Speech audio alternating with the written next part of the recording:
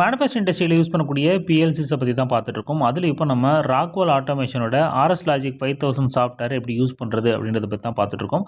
அது வரைக்கும் என்னெல்லாம் பார்த்துருக்கோம் அப்படின்னா, பிஎல்சியோட ஹார்ட்வேர்ஸ் எப்படி நம்ம ஆட் பண்ணுறது, அதாவது சேசிஸில் இருக்கக்கூடிய ஹார்ட்வேர்ஸ் ஆகட்டும், ரிமோட் ஏவோ ஸ்டேஷன்ஸ் ஆகட்டும், இல்லை டிரைவு, தேர்ட் பார்ட்டி டிவைஸ் இதெல்லாம் எப்படி நம்ம ஆட் பண்ணுறது, அப்புறம் அந்த ப்ரோக்ராமிங் டூல்ஸ் எல்லாம் எப்படி நம்ம யூஸ் பண்ணுறது, அப்புறம் பிட்லாஜில் இருக்கக்கூடிய NO NC, one shot rise, one shot fall, அப்புறம் நம்ம டைமர் ஆன் டிலே டைமரில் எப்படி யூஸ் பண்ணுறது அப்படின்ற வரைக்கும் பார்த்தோம். இதோட கண்டினியூட்டியாக இன்றைக்கி நம்ம என்ன பார்க்க போகிறோம் அப்படின்னா, டைமர் அண்ட் கவுண்டரில் இருக்கக்கூடிய ஆஃப் டிலே டைமர் பற்றி பார்க்க போகிறோம். அது எப்படின்னா, நம்ம மோட்டர் கூலிங் ஃபேன் ஆஃப் பண்ணுறதுக்கான ஒரு அப்ளிகேஷனுக்கு இந்த ஆஃப் டிலே டைமர் எப்படி யூஸ் பண்ணுறது அப்படின்றத பற்றி தான் பார்க்க போகிறோம். என்ன திடீர்னு இந்த டாப்பிக்கை பற்றி பார்க்குறோம் அப்படின்னா, நம்ம பார்த்துட்டு இருக்கோம் இன்ஜினியரிங் ஸ்டூடெண்ட்லேருந்து மேனேஜர் எப்படி ஆகுது அப்படின்ற சீரிஸை பற்றி பார்த்துட்டு இருக்கோம். அதே மாதிரி டேரக்டாக மேனேஜர் ஆக முடியும் அப்படின்னு கேட்டிங்கன்னா, அதுக்கான ஸ்ட்ராட்டஜி வீடியோட லிங்க் வந்து டிஸ்கிரிப்ஷனில் ஐபட்டில் கொடுத்துருக்கு, செக் பண்ணி பாருங்கள். அதில் என்ன பார்த்தோம், ஆரம்பத்துலேருந்து ஒரு 5 விஷயத்தில் ஃபோக்கஸ் பண்ணோம் அப்படின்னா வாய்ப்பு கிடைக்கும்போது சரியான நேரத்தில் லீடர் ஆகலான்னு சொல்லி பார்த்தோம். அதில் ஃபஸ்ட்டு ஸ்டெப்பாக இருக்கக்கூடிய டெக்னிக்கல் ஸ்கில்லு, அது சம்மந்தமான எக்ஸ்பீரியன்ஸை ஷேர் பண்ணிக்க ட்ரை பண்ணிட்டு இருக்கோம். அது மட்டும் இல்லாமல் நீங்கள் ஒரு எலக்ட்ரிக்கல் இன்ஜினியராக உங்கள் கரியரை ஸ்டார்ட் பண்ணிங்க அப்படின்னா உங்கள் டெக்னிக்கல் ஸ்கில்லை என்ன சீக்வன்ஸில் டெவலப் பண்ணணும் அப்படின்றதுக்கான ரூட் மேப் டெவலப் பண்ணியிருக்கோம். அந்த ரூட் மேப்பில் நம்ம எங்கே இருக்குன்னு பார்த்தீங்கன்னா அலன் வேலி பிஎல்சி பற்றி பார்த்துருக்கோம். அந்த அலன் வேலி பிஎல்சியில் ஆஃப் டிலே டைமர் எப்படி நம்ம யூஸ் பண்ணுறது அப்படின்றத பற்றி தான் பார்க்க போகிறோம்.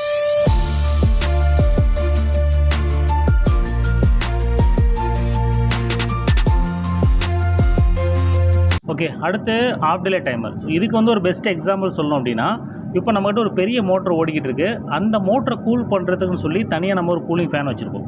அந்த கூலிங் ஃபேனை மோட்டர் ஆஃப் பண்ணும்போது உடனே ஆஃப் பண்ணோன்னா நம்ம மோட்டரோட பாடி கூல் ஆகாது. அது வந்து கொஞ்சம் நேரம் கழித்து தான் நம்ம ஆஃப் பண்ணணும். அதான் வந்து நம்ம ரெகுலர் ப்ராக்டிஸு.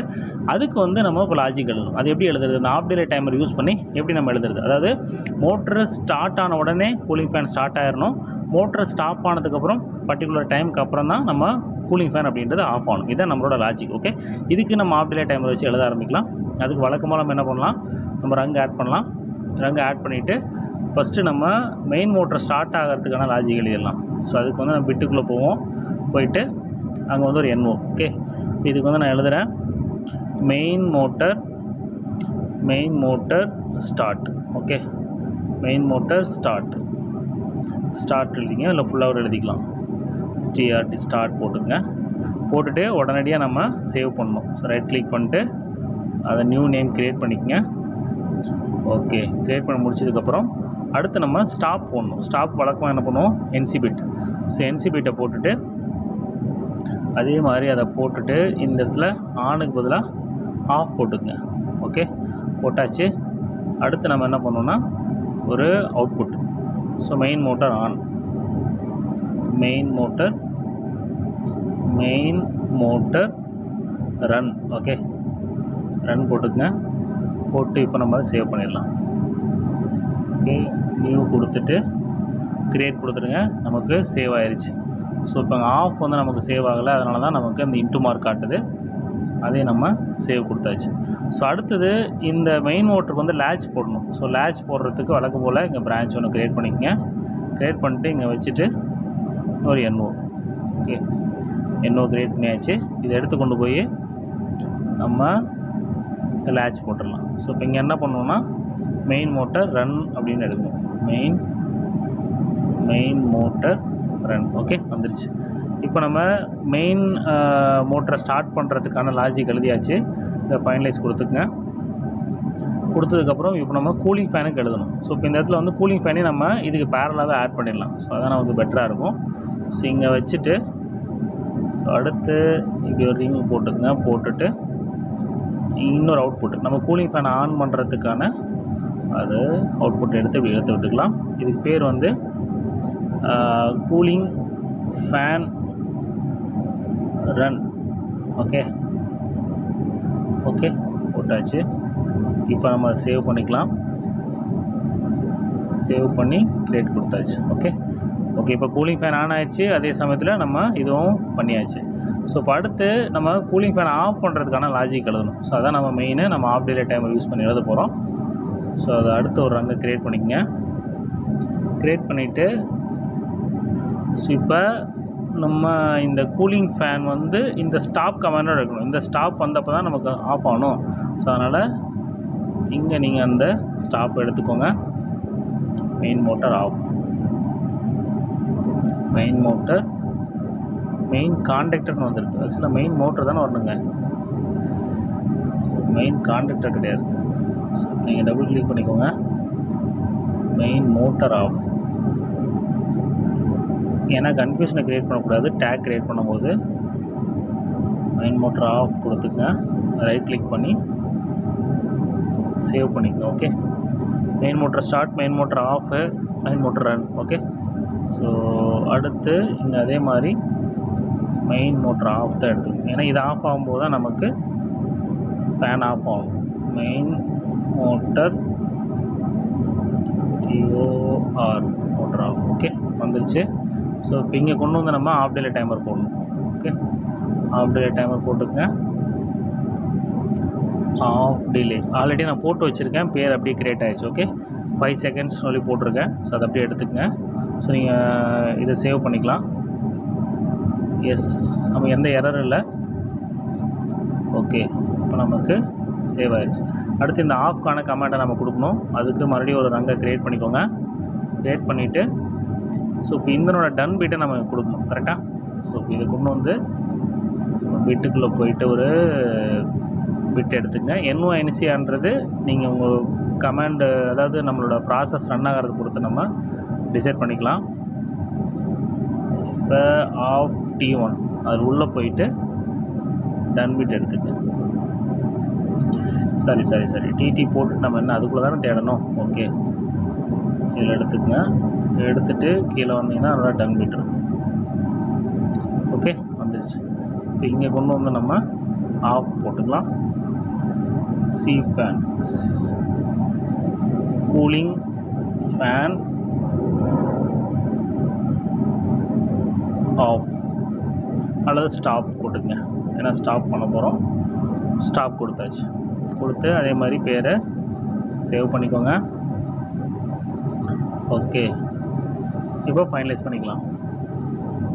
ஃபைனலைஸ் பண்ணிட்டு இப்போ நம்ம லாஜிக் ரன் பண்ணும்போது என்ன எரர் வருதோ அதுக்கு தகுந்த மாதிரி NONC எதை மாற்றணுமோ அதை நம்ம பண்ணிக்கலாம். ஓகே, இப்போ நம்ம மோட்டரை ஸ்டார்ட் பண்ணுறோம்.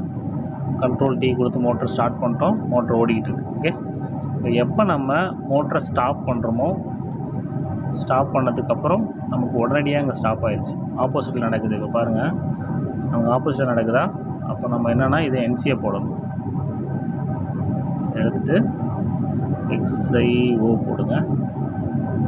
அப்படின்னா NC ஆயிடுச்சு. ஓகே, இப்போ நம்மளோட பர்பஸ் சால்வ் ஆயிடுச்சா அப்படின்றத நம்ம ஃபைனலைஸ் பண்ணி பார்க்கலாம். இப்போ எல்லாமே ஸ்டாப்பில் இருக்குது. இப்போ நான் கூலிங் மெயின் மோட்டர் ஸ்டார்ட் பண்ணிட்டேன். என்னோடய மெயின் மோட்டர் ஸ்டார்ட் ஆகிடுச்சு. கூலிங் ஃபேனும் ஸ்டார்ட் ஆகிடுச்சு. ஓகே, ஸோ இப்போ நான் எப்போ இதை ஆஃப் பண்ணுறேனோ உடனடியாக ஆஃப் ஆகுது.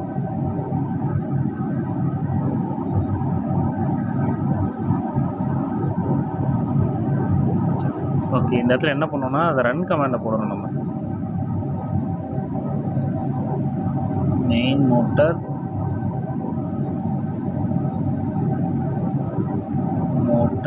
ரன் கமாண்டை போடணும். ஏன்னா மெயின் மோட்டர் ஸ்டாப் ஆனதுக்கப்புறம் தானே நமக்கு அந்த ஆப்ரேஷன் அப்படின்றது நடக்கணும். அதனால் மெயின் மோட்டர் ரன் கமாண்டை போட்டுக்கங்க. அது எப்போ கட் ஆகுதோ அப்போ நமக்கு இது நடக்கும். இப்போ நம்ம ஸ்டார்ட் பண்ணலாம். இப்போ மெயின் மோட்டர் ஸ்டார்ட் ஆகிடுச்சு, ஃபேனை ஸ்டார்ட் ஆகிடுச்சு. ஓகே, இப்போ எப்போ நான் ஸ்டாப்பை கட் பண்ணுறனோ ஸ்டாப் பண்ணி 5 செகண்டுக்கு அப்புறம் என்னோடய ஸ்டாப் கமாண்ட் வந்துடுச்சு. ஓகே, ஸோ இதுதான் நம்ம லாஜிக். இப்படி நம்ம யூஸ் பண்ணிக்கலாம். ஓகே, ஸோ மறுபடியும் நான் ஸ்டார்ட் பண்ணி காட்டுறேன். எப்போ நான் மோட்டரை ஸ்டார்ட் பண்ணுறனோ எனக்கு மெயின் மோட்டரும் கூலிங் ஃபேனும் ஓடிக்கிட்டு இருக்குது. எப்போ நான் மெயின் மோட்டரை ஸ்டாப் பண்ணுறனோ ஸ்டாப் பண்ணதுக்கப்புறம் எனக்கு 5 செகண்ட்ஸ்க்கு அப்புறம் தான் அந்த கூலிங் ஸ்டாப் அப்படின்னு சொல்லி கமாண்ட் போகுது. ஓகே, ஸோ இந்த மாதிரி நம்ம ஆஃப் டிலே டைமர் யூஸ் பண்ணிக்கலாம். ஓகே, நீங்கள் லாஜிக் எழுதும்போது நீங்கள் இந்த மாதிரி trial and error method use பண்ணி நீங்கள் பண்ணிக்கலாம்.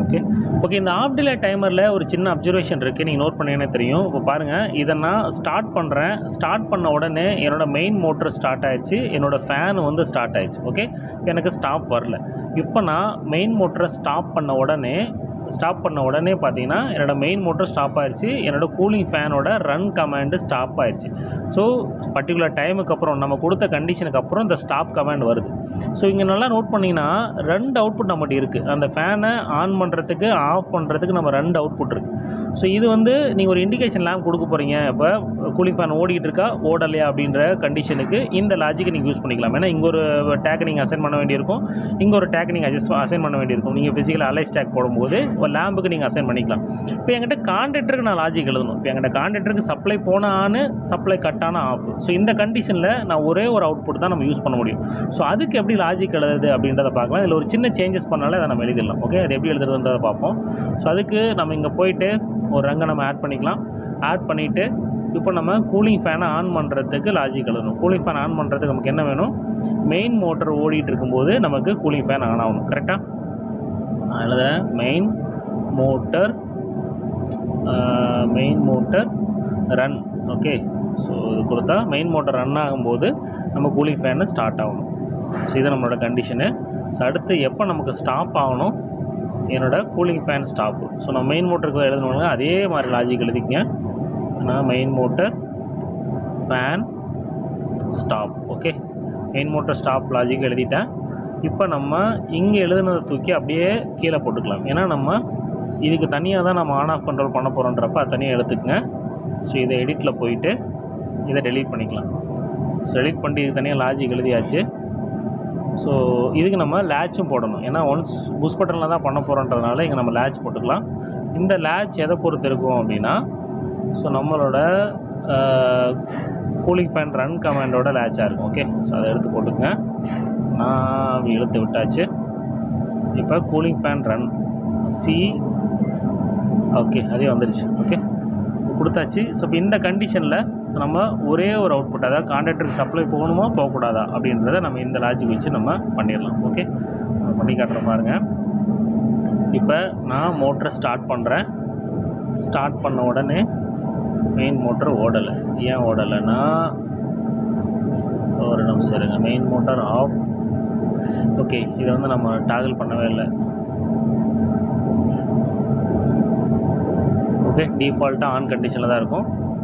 இப்போ நம்ம என்ன பண்ணலாம்னா, மெயின் மோட்டரை ஸ்டார்ட் கொடுத்த உடனே என்னோடய மெயின் மோட்டர் ஸ்டார்ட் ஆகிடுச்சு, என்னோடய கூலிங் ஃபேனும் ஸ்டார்ட் ஆகிடுச்சு. ஓகே, இப்போ நான் இதனோட ஸ்டாப்பை ப்ரெஸ் பண்ணுறேன். ஸ்டாப்பை ப்ரெஸ் பண்ண உடனே என்ன ஆச்சுன்னா, மெயின் மோட்டர் ஸ்டாப் ஆயிடுச்சு. பட் என்னோடய ரன் கமாண்ட் கட் ஆகவே இல்லை. எப்போ கட் ஆகுது? இந்த டைமுக்கு அப்புறம் கட் ஆகுது. ஸோ இந்த கண்டிஷனில் இந்த அவுட்புட்டில் கொண்டு போய் நீங்கள் கான்டக்டரோட டேக்கை அசைன் பண்ணலாம். அலைஸ் டேக் இருக்குல்லங்க, ஸோ அந்த அலைஸ் டேக்கை இங்கே நீங்கள் அசைன் பண்ணிங்க அப்படின்னா நமக்கு ஈஸியாக கட் ஆகிடும். ஓகே, இதை வந்து நீங்கள் ஒரு மெமரி டேக்காக யூஸ் பண்ணிக்கலாம், இல்லை வந்து நீங்கள் லேம்புக்காக யூஸ் பண்ணிக்கலாம். அது நம்மளோட விருப்பம் தான். ஓகே, ஸோ மறுபடியும் ஆன் பண்ணி காட்டுற பாருங்கள். இப்போ நான் கண்ட்ரோல் T கொடுத்து ஆன் பண்ணிவிட்டேன். என்னோடய மெயின் மோட்டர் ஸ்டார்ட் ஆயிடுச்சு. அதே சமயத்தில் என்னோடய கூலிங் ஃபேனும் ஸ்டார்ட் ஆயிடுச்சு. எப்போ நான் மெயின் மோட்டரை ஸ்டாப் பண்ணுறனோ, ஸ்டாப் பண்ணோன்னே மெயின் மோட்டர் ஸ்டாப் ஆயிடுச்சு. பட் என்னோடய கூலிங் ஃபேன் ஓடிக்கிட்டு தான் இருக்குது. எப்போ என்னோடய டைம் கம்ப்ளீட் ஆகுதோ அப்போ எனக்கு இது வந்து கட் ஆகுது. ஓகே, ஸோ இப்போ நம்ம எழுதுன லாஜிக் வந்து பர்ஃபெக்ட். ஓகே, ஸோ இந்த மாதிரி நம்ம தேவைக்கு தகுந்த மாதிரி லாஜிக்கை மாற்றி நம்ம எழுதிக்கலாம். ஓகே, அடுத்து அந்த டைமர் கவுண்டர் குரூப்பில் இருக்கக்கூடிய ஆர்டிஓ டைமர் அப்படின்னு என்ன, அது எப்படி நம்ம யூஸ் பண்ணுறது, மற்ற டைமருக்கும் இதுக்கும் என்ன வித்தியாசம் அப்படின்றத நம்ம டெமோ பண்ணி பார்த்துடலாம். இங்கே பார்த்தீங்கன்னா ஒரு ஆர்டிஓ டைமர் நான் போட்டு வச்சுருக்கேன். இதை ஆப்ரேட் பண்ணும்போது என்ன நடக்குது அப்படின்றத நாங்கள் நோட் பண்ணுங்கள். ஃபஸ்ட்டு நம்ம அந்த அக்யூமுலேஷன் வேல்யூவை 0 பண்ணிக்கலாம். 0 பண்ணதுக்கப்புறம் அந்த டைமரை எனேபிள் பண்ணும்போது அந்த அக்யூமுலேஷன் வேல்யூவில் என்ன நடக்குது அப்படின்றத நோட் பண்ணுங்கள். அது உங்களுக்கு புரிஞ்சிடும். இப்போ நான் அந்த பிட்டை எனேபிள் பண்ணுறேன். எனேபிள் பண்ணோன்னே அக்யூமுலேஷன் வேல்யூ மூவ் ஆக ஆரம்பிக்குது. ஸோ மூவ் ஆன உடனே நான் டக்குன்னு கட் பண்ணுறேன். கட் பண்ணோன்னே என்ன ஆகுது அப்படின்னா, எந்த இடத்துல ஸ்டாப் ஆச்சோ அதே இடத்துல அந்த அக்யூமுலேஷன் வேல்யூ நிற்கிது.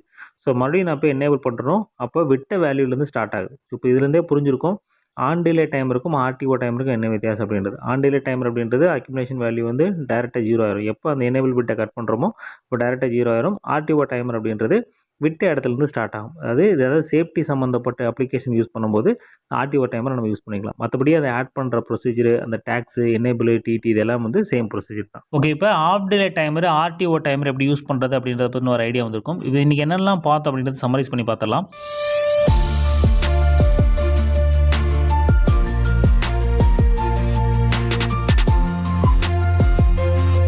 ஃபஸ்ட் எடுத்த உடனே இந்த ஆஃப் டே டைமர் அப்படின்றது நம்ம மோட்டர் கூலிங் ஆஃப் பண்ணுறதுக்கான அப்ளிகேஷன்ஸ்க்கான பார்த்தோம். அது மட்டும் இல்லாமல் ஏசியில் இருக்கக்கூடிய ப்ளோயர் ஆஃப் பண்ணுறது அந்த மாதிரி இடத்துலலாம் நம்ம ஆஃப் டே டைமர் யூஸ் பண்ணுறோம்னு சொல்லி பார்த்தோம்.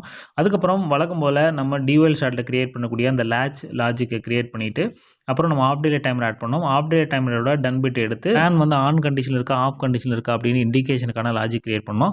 அதுக்கப்புறம் இதே நம்ம அப்ளிகேஷனுக்கு நம்ம ஒரே ஒரு அவுட்புட்டை வச்சு எப்படி நம்ம ஆன் ஆஃப் பண்ணுறதுன்றதை பார்த்தோம். அதாவது கான்ட்ராக்டருக்கு தேவையான அவுட்புட்டை எப்படி நம்ம ஆன் ஆஃப் பண்ணுறது அப்படின்றத லாஜிக் மூலமாக நம்ம பண்ணி பார்த்தோம். இதே மாதிரி நம்ம அடுத்த வீடியோவில் எதை பற்றி பார்க்க போகிறோம் அப்படின்னா நம்ம டைமர் கவுண்டரில் இருக்கக்கூடிய counter up counter down counter அந்த கவுண்டர் ரீசெட் பண்ணுறது எப்படி அப்படின்றத பற்றிலாம் அடுத்த வீடியோவில் டீட்டெயிலாக பார்க்கலாம்.